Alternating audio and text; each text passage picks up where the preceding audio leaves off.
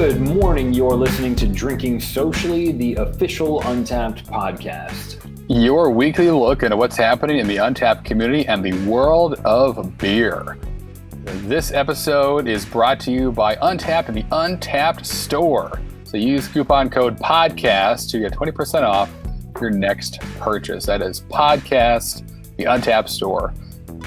All right, cool. Let's get into it this week. So I am Harrison, and in this episode, we are drinking an extremely storied Oktoberfest beer.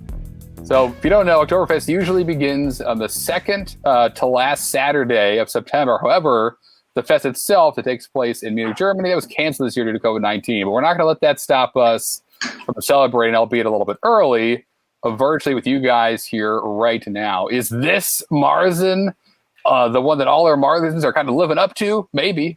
Let's find out. John, what are we drinking tonight? I'm excited about this one. Tonight we're cracking open Spaten or Oktoberfest beer from the same group of brewers that brought us the Franziskaner beer a couple episodes ago. The style of this is an Oktoberfest beer or a Marzen. This comes in, we'll talk about it later, I think a little bit high at 5.9%. They published 23 IBUs, and the notes on Untapped read that this is actually a darker Marzen beer that is sold in the U.S. and elsewhere as a Spaten Oktoberfest. This is not the Golden Fest beer that's sold at Munich in Oktoberfest, right? Which no one will be having this year. But I know. Understandable. This is kind of, I guess, the way I would look at that is a business decision. This is the Marzen Oktoberfest beer that everybody gets to drink. There's a special version you would have if you've been to Munich. Harrison, it looks like you've even got the proper glassware and you're halfway through that mug. What are your thoughts on first sip? Ooh, man. This is, I do it every year. I gush over this style. It's been a little bit since I've had Spatens. I mean, right away, it's so balanced. It's malt, bread, a little bit of toast. It kind of smells. It smells. I mean, you get that kind of like lagery, almost like, what would I call that? Like cereal nose. But it's a beautiful amber color. But first sips are, and there again. Yeah, it's this beautiful balance between like crisp biscuits. That's what I'm getting. John? Crispy biscuit. It's a good band name. You nailed it on the nose. It's cereal to me. And the flavor, the most pronounced flavor. This is beautiful. The camera's not quite doing it justice. I get this kind of golden copper hue. It really the is. flavor, it's toasty. The malt is what's doing most of the work for me in this beer. But there's a little bit of hop bitterness that I get. I get kind of like a toasted, almost like a fig or a date, like a dark stone fruit flavor. Yes. I'm getting that dark stone fruit as well. Now that you mention it, I draw a comparison to Sam Adams Oktoberfest. That's kind of maybe not even the benchmark, but that's where I judge. Is it more flavorful or less flavorful than Sam's Oktoberfest? But while we're talking about this, Harrison, introducing this new segment here where we actually look to the BJCP, the Beer Judge Certification Program. Can you give us kind of a breakdown for a minute on what the BJCP qualifies as a Marzen? Yeah, so that's what we're talking about when you hear Oktoberfest. That's kind of, Marzen is the actual style of beer that it's being referred to, and it's style 6A on the BJCP's kind of style tracker. And overall, they classify it as an elegant, malty German amber lager with clean, rich, toasty, and bready malt flavor. So we're getting all of that. Restrained bitterness and a dry finish that encourages another drink, which accurate. It's happening. The overall malt impression is soft, elegant, and complex with a rich aftertaste that is never cloying or like overly sweet or heavy, which, this right on that line of that amber lagers kind of dance along of being refreshing and but also having enough flavor, but not being heavier, overly, I guess, taxing on the palate. And speaking of flavor, so back to the BDCP, initial malt flavor often suggests sweetness, but finish is moderate dry to dry. So, Yep. And I'm getting that definitely, like it does again, that which the hops have a little bit to do with that, encouraging that next drink. Distinct complex maltiness often includes bready, toasty aspects. Again, hop bitterness is moderate, and really the flavor of the hop should be low to almost none. But again, we're dealing with German hops here, which are usually more like floral, herbal, and spicy, as opposed to big and piney or fruity. So they're already kind of just more subdued than a lot of crazy high alpha acid American hops. But they do provide that balance of not being overly malty and overly sweet. But yeah, really kind of the aftertaste, malty, elegant, rich malt flavors, caramels and biscuits and roasted flavors are if they're noticeable, they're actually inappropriate, but it should be pretty clean, which it is. So this is great.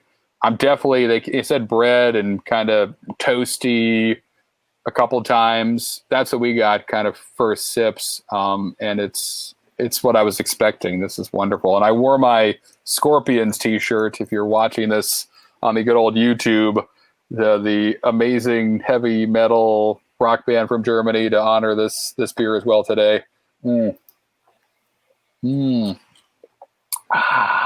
Delicious stuff. Yeah, definitely right.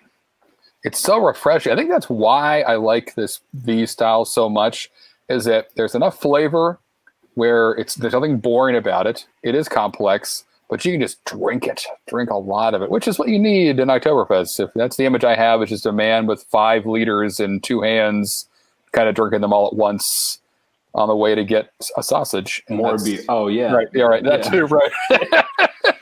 I mean, it's traditionally Oktoberfest is free to visit.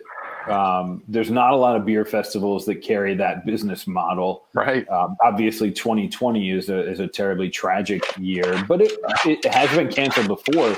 That's for right. reasons similarly. Right. We talked extensively about Oktoberfest origin story and some of the traditions on our Oktoberfest episode last year, which you can find at episode 59. We drank 5 beers on that show, Harrison. That was Yes. I may drink 5 Spaten Oktoberfest this episode, secretly on the side here. As long as your cup's never empty, it's still the same beer. That's right. I think nacho rules. It's the same as the nacho rules. So they're all stuck together. It's one nacho, right? If you have a little bit of beer in the glass when you add the next one, same nachos. That's right. That's it. No one's going to get mad about that. Speaking of one long beer, terrible transition, but this has been checked in over 200,000 times on Untappd. And this isn't their Golden Fest beer that actually gets sold in Munich, which probably gets drank a lot. But at Oktoberfest in Munich, usually checking in on Untappd is something you do once or twice, and then you switch to playing card games. Human pyramids, whatever it happens. Yeah. And, some of the top-rated Marzens in Untappd is Red Oaks. They make a great one. We've had their Maibach on Drinking Socially before, and then Ayinger's, which we featured last year. That was one of the 5 Oktoberfests that we drank. It was great. So if you're fortunate enough to have been to Oktoberfest in Munich, or even some of the American versions of Oktoberfest in Philly, or you just want to go, the one thing to be aware of is that here on Drinking Socially, we've featured so far Spaten, and there are 6 traditional tents at Oktoberfest: Augustiner, Hackershore, Hofbrau, Lowenbrau, Paulaner, and Spaten. This being the only, and this isn't even the official Oktoberfest beer. So there really is a lot of benefit to go in there and experience this. It's like, if any of you grew up Amish, I view the Oktoberfest in Munich as your Rumspringa. Yeah. If you just like beer, again, you should visit the Oktoberfest in Munich next year and treat it as a Rumspringa. Yeah, I think I know we've talked about it before. Maybe we'll do a live one there someday, although that'll probably be That'd be something to record. I don't know if any of it'll be airable, but it's worth a shot. And Spaten itself, this does rank as one of the top 25 German Oktoberfests on Untapped as well. So we're drinking some of the best. And this, I think, personally, I think it was either the first or the second one, with Hofbrau being maybe the first Oktoberfest, true German Oktoberfest I ever had. So this one is like near and dear to me. This is again, love this style. So pumped to be sitting here enjoying it this evening, John. Very much likewise. You said this ranks in the top 25 German Oktoberfest beers, and obviously the brewery itself is a very different version of what it was 100 years ago. But if we look at some of the U.S. Oktoberfest or Marzen beers, as we often do in the U.S., we've changed the heck out of them. The one trend that I saw on Untapped is that in the States, they generally rate the higher ABV Oktoberfest beers with a higher rating, which seems counterintuitive when you were talking earlier, Harrison, about being able to drink these in mass. I mean, literally, I could shotgun a stein of this beer and feel great when I was done. Exactly. That's you also feel right. You feel great. I don't know what it is, the German water or something, but I feel strong. Like I could hold this stein out full and. Have you done a Steinhoist competition? We should probably do that on a live stream. I know, we probably should. I'd probably lose. My shoulders are shot. I played sports too much, and I don't know. I can't. I pick my dog up over my head too much after multiple Oktoberfests. I treat my shoulders like a lineman treats his knees. Not well, but but here we are. Just part of living, I guess. But this is fun. I'm looking through some of the other ones that on Untapped right now, and just bringing back other Oktoberfest, bringing back some memories. Some are showing up on here that we may be having on a show soon with Oktoberfest. But this is and there's Red Oaks, as you mentioned earlier. They're old oak. Good stuff, man. Yeah, and I think we did a whole entire hour-long episode on Oktoberfest and Oktoberfest beers last year, and I think we did a pretty good job introducing, why is Oktoberfest? We're celebrating it here, and it's in September still, and you kind of mentioned that it generally begins on a specific Saturday in September, much like in America, much like we treat Thanksgiving. Yep, exactly right. Yeah, it's always that second to the last Saturday that it begins in September. And again, listen back to that episode. We did a cool history on it, talked about fest beers and Oktoberfests and the difference. Drank a lot of beer from the U.S., from Germany, one that was kind of from both, that really cool collaboration that Sierra Nevada did last year. Oh, man, I don't even remember who it was with. It was either with Bitburger or it was Weinstefaner. I can't remember which one was last year. All right, good. Yep. Cool. And cool. I think they later in the year, they did another beer with Bitburger, if I remember correctly, Sierra Nevada did. Yep, they have like a triple hopped Pilsner or something that you did together, which looked pretty neat. Yeah. That sort of, I always like to see that sort of comparison. Drinking a German-made Oktoberfest beer for an Oktoberfest episode makes sense. Mm-hmm. But I think, Harrison, on the next episode, when we talk about cellaring and lagering, there's probably room to do an American-made Oktoberfest. Yeah, I think we're going to make room for it. And if you're, in the States listening to this, and you can't get your hands on some of the German-made Oktoberfest, don't feel left out, as we kind of been talking about. There are a lot of breweries in the U.S. that make awesome ones on Untapped. Spatzel's Margin Style Ale is the top-rated one. But then Bierstadt Lagerhaus out in Denver, they made their name kind of just making lagers, traditional German ones. Their Oktoberfest is right there, sitting at number 3, and looks amazing. Tons of check-ins right now, recently of people with steins of Oktoberfest, leaders of Oktoberfest, enjoying the heck out of it. So there's again, you guys all know they're kind of all over the place this time of year. It's easy to make fun of one showing up in August early and stuff like that, but for me, it jumps that line between crisp, refreshing lager and, kind of really flavorful amber ale that's not taxing your palate. That it's great when the summer kind of hot days turn into cooler nights. This beer, as soon as you can drink it, because it's always gone too soon. Like I find every year, it's just like, man, I wish I still had some in the back of the fridge on Thanksgiving or whatever. And by then it's usually gone. So true. We're in the middle of September, and this beer, or I should say Oktoberfest beer in varieties have been on the grocery store shelf for at least a month now.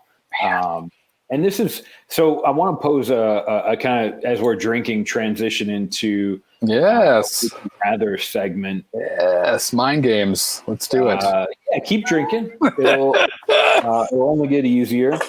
So the one of the very many difficult parts of 2020 has been that Oktoberfest is canceled this year, which is going to affect like literally 6 million people attend this Oktoberfest celebration over the days that it's held. 6 million people.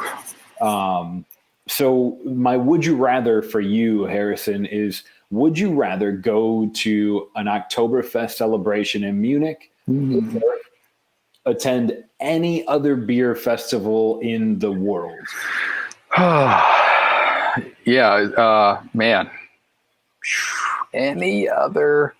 I mean, there's so many great ones, but I feel like, and I've been to a fair amount, but I feel like without thinking too deeply on this, although maybe that'll change in a few moments, I think going to Oktoberfest is what you should kind of measure every other festival against, I would think, as a beer festival. It's going to be, but it's also going to be very different. You go there and you drink a bunch of Oktoberfest for like any other festival in the UK or other places in Europe or the States. It's like a couple hundred breweries, a couple hundred different beers. And so the experience from that side of things alone, it's totally different where, right, you're showcasing one beer, a city, a history, food, dancing, coming together, all that cool stuff. It's more of like a carnival and an experience, perhaps, where beer is like a vehicle to celebrate all these other things and, get the courage to dance on a table and, whatever it may be. Whereas, beer fests traditionally are lots of variety, trying new things, sweating in the hot sun. I think right away where the Oktoberfest gets the edge is that they have a lot of tents. So you're going to be shielded from the elements, whatever they may be, as opposed to, kind of getting a weird suntan on like half your face because you stood in line, facing west for an hour and you're just kind of red from the sun, like in a beer fest. So, I mean, talking through it, I think I'm going to go to the source and start there, knowing that it won't be a million different beers, that it may be a million different laughs, John, and certainly like a couple 100 pounds of sausage, which I need. I need at least once a year for my salt intake, just to worry about the rest of the year. I'm just done. But what are you thinking? Where's your mind going here? I immediately think of like all the other, for a while at Untapped, I only focused on beer festivals, and I think immediately of like other halves pastry festival and Cigar City throws an amazing Hanapute, 450 North brewery in the Midwest of America, they host a beer festival carved out of a corn maze. Yes, that's right. Estonia Puala hosts this beer festival where all your check-ins are live on a giant projector screen, and the beers are they're right up my alley. They're weird candy stores thrown into a stout. But that being said, I think if you haven't been to Oktoberfest in Munich, that's what you should experience. That's the quintessential beer festival experience that others can be measured against. You might drink more exciting beers at another half event, but I think going to Oktoberfest is kind of almost like a beer drinker's mecca. I think that's right. Right, you got to get that off. Got to cross it off your list. It really, talk about original. This is all right. So I think maybe it might be the first time in history that we're both landing on going to Oktoberfest. We're the same thing, John. We both agreed on a would you rather. Perhaps it was broken. Right. This was kind of an easy one. Usually I'd set you up. Would you rather go to Oktoberfest and have your eyes covered or your ears covered? Right. That might be a more traditional would you rather. Right. Do you miss out on hearing all the polka music or in seeing all the things? Yeah, okay, on the fly, I'd rather go blindfolded. I want to hear everything that's going on in there. Yeah, I guess that's it. Right. Maybe you can taste the beer more if you can't see it, like some kind of spider sense thing is happening. Although polka is not my favorite music. Maybe I want to see it more. I don't know. You're right. On the fly, that's kind of tough. Maybe I keep my eyes, you keep your ears. We go there together. And it's kind of like the Gene Wilder, Richard Pryor movie of see no evil, hear no evil, and we're I think we just cracked the code. Golly, I'll go blindfolded. You go with earmuffs on. Right. In an hour or two into the show, it won't matter. We'll just be hugging underneath the table. Or I'm yelling to try to find you. You can't. You're swinging around to try and find me. It's great. Someone's got to film that. Man, perhaps for Drinking Socially Live in season 4. That's right. Bring your own earmuffs. A couple of things I want to take a second to catch up on while Harrison sips that beautiful Oktoberfest beer. Talking about Untapped and the media that's been kind of coming from Untapped. Been busy. Yep. So I want to catch up on the Untapped blog. If you haven't been there, it's redesigned. It's, in my opinion, pretty cool looking, but Greg Avola did most of the work. You can go to blog.untapped.com. One of the really cool things he's been spinning up is you can see some kind of data-driven posts that come from Untapped. And they're written by the guy that created the app 10 years ago. So if you haven't checked out the blog, take a look. He's posting about like the top trending beers globally and providing some insight in there. And it's actually really cool to see that type of content come from Untapped. Yeah. He's also doing, in my opinion, Greg's working with a few people, but my gosh, the guests they've had on Untapped TV. Harrison, when I say JC Tetrialt, and I'm confident I pronounce his name wrong, but I'm talking about Trillium beer. Yeah. The guy that founded Trillium. Greg was interviewing him just yesterday on September 15th. And he had Brady Lindquist and Ryan Salzman, who Harrison and I met when we recorded a podcast with them a few weeks ago.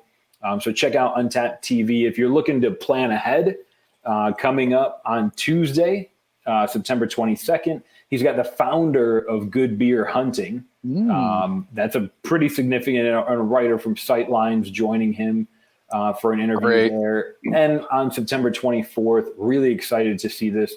Alyssa Thorpe, who's the head brewer at Jagged Mountain in Denver, is going to be interviewing with Greg. And maybe a less exciting post. So on our Facebook group for the podcast, I shared a poll with everyone asking about our upcoming pumpkin beer episode. And it looks like Pumpkin is actually the favorite. That's the one everybody wants to hear about. But we featured Pumpkin on last year's episode.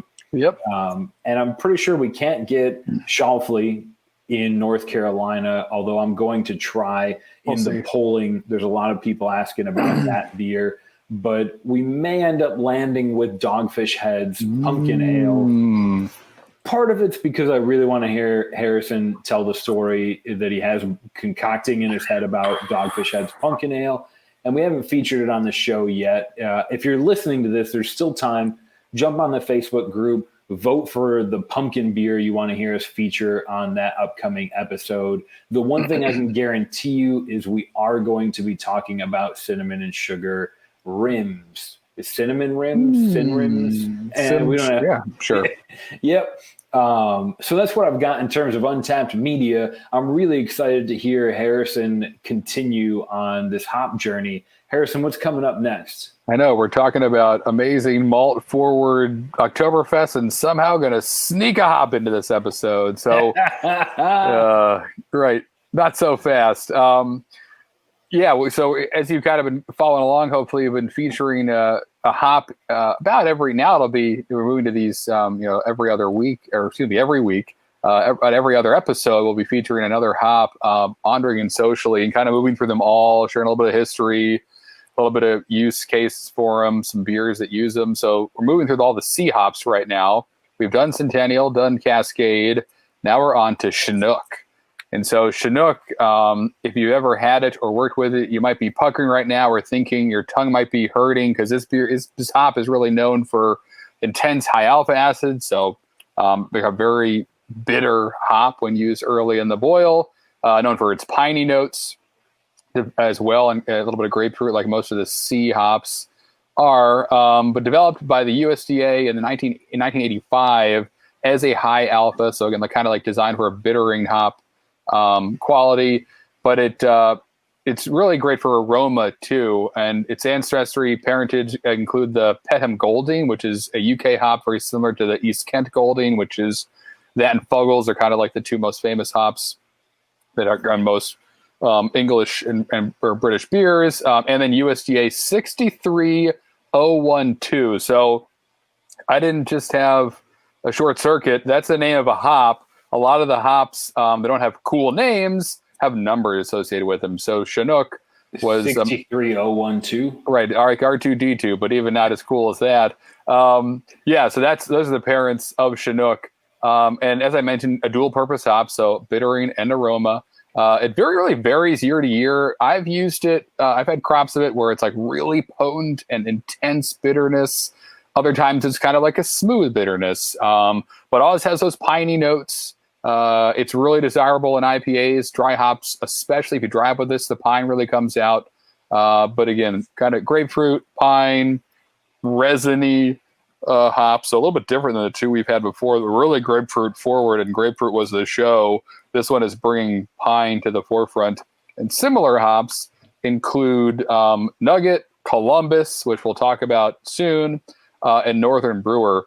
And in terms of beers that use it, when I was in Yosemite Creek, our core IPA, County Line IPA, that had it in it, used Chinook. So does Sierra Nevada Celebration, another favorite beer of mine. Stone's IPA really kind of made a name for itself using a really piney hops. That's awesome. Right. There's a cool article that from the guys at Stone talking about when they released that beer, kind of Cascade was the hop everyone was using, and they wanted to use Chinook because it was different. It was very piney. It was kind of a little more intense. And so they kind of obviously made a name for themselves with that beer. And then Dead Reckoning, which is like a really hopped up porter that Trogs used to make and distribute more widely. I think now it maybe only shows up in the tavern every once in a while, but it's one of my favorite beers from them. Again, we saw it with Centennial, with Old Rasputin using that hop and a really big Imperial Stout. This is a really piney, intense hop in a porter, which when you think about a porter, kind of chocolatey, roasty, with like a really earthy, piney hop in there, it plays really well together. So if you ever are around Hershey or you see Dead Reckoning pop up on a tap list somewhere, or it's available near you, grab it. It's a really cool experience having a hop as powerful as Chinook in a porter, which you often don't see really intense high alpha acid hops in. And we're going to talk a little more about it on the Untap blog. I'll write up about Chinook a little bit more. So check that out on tap.com /blog, and we'll break this down a little bit more, share some more beers, check-ins about it, all that cool stuff. But that is Chinook as the top hop spot this week. And I mean, really, today was a blast. I mean, we drank some Oktoberfest from Munich. We learned that both John and I finally agreed on a Would You Rather, and we're packing our bags when we can, and we're going to go dance around under some tents, and somehow still managed to sneak some hops into this episode, even though this Oktoberfest is not about hops at all. But they sure made their way into this beer, as they do most all of them. Make sure you tune in next week for a new Beer 101. We're going to cover Cellaring and Lagering. And grab a Bell's Oktoberfest if you can. Ooh, hey-o. We're going to be featuring Bell's Oktoberfest on the next episode. I'm not done drinking Marzens yet, and I know Harrison isn't either. It's just beginning. So tune in a week. Otherwise, show notes for this episode will be available at podcast.untapped.com. If you have any questions or feedback, you can go to there, find us on the landing page. There's a bunch of ways you can connect with us. Let us know what you think. Let us know what you liked, didn't like, and keep in touch. Otherwise, Yeah, we'll see you next week. cheers. Prost! You beat me to it.